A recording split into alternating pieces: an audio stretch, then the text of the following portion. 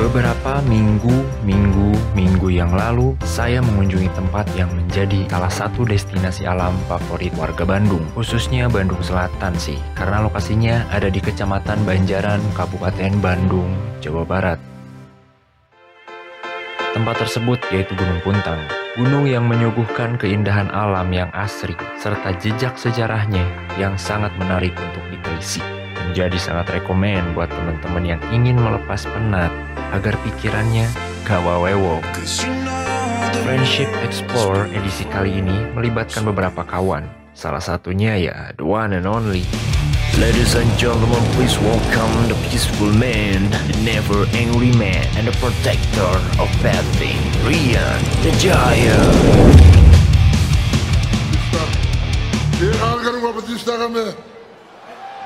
Kali Zindabad! Kali Zindabad! Oh iya, video ini bukan soal review gunung.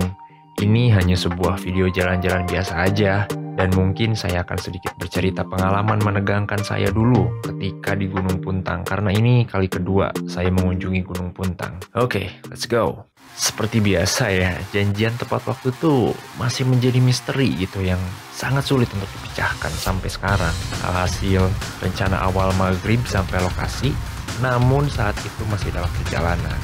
Kami memutuskan untuk mencari masjid terlebih dahulu, karena sangat tidak memungkinkan untuk sampai di lokasi sebelum Isya.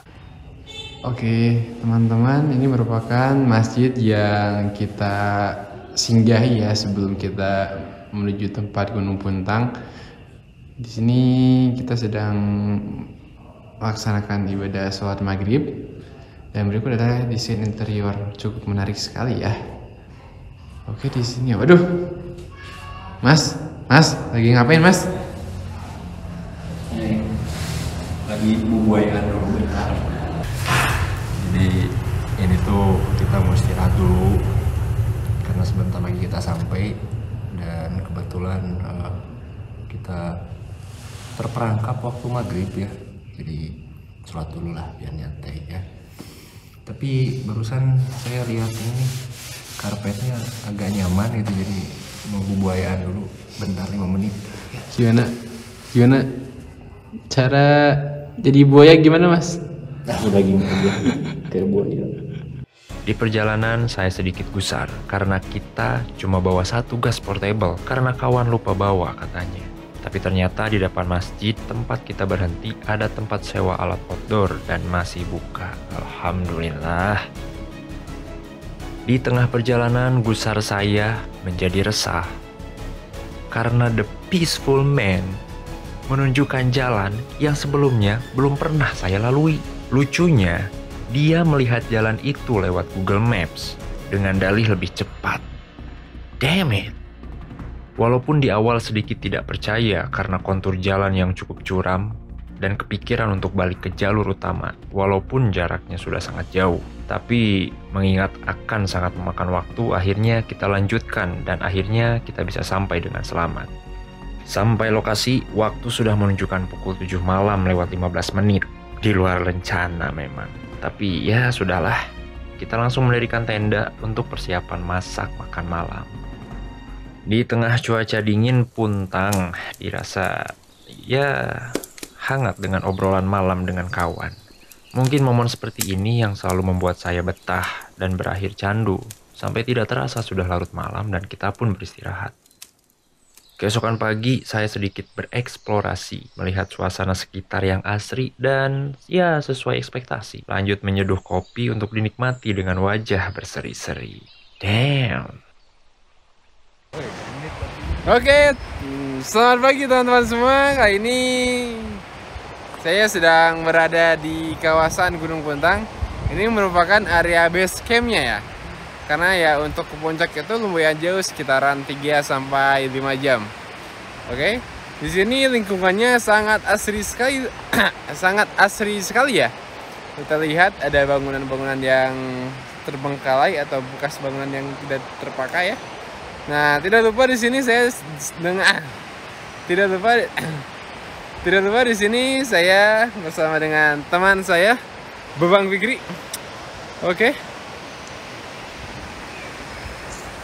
Gimana Bang Fikri? Aduh, nah dia banget nah ya pokoknya Puntang the best.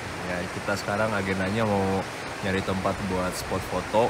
Kebetulan di tenda ada couples ya, ada couples model gitu, jadi kita mau sambil nyari spot-spot foto buat di post. Terus selain itu mungkin kita juga akan apa ya, kita tuh mau ke Curug Siliwangi katanya, atau enggak jadi.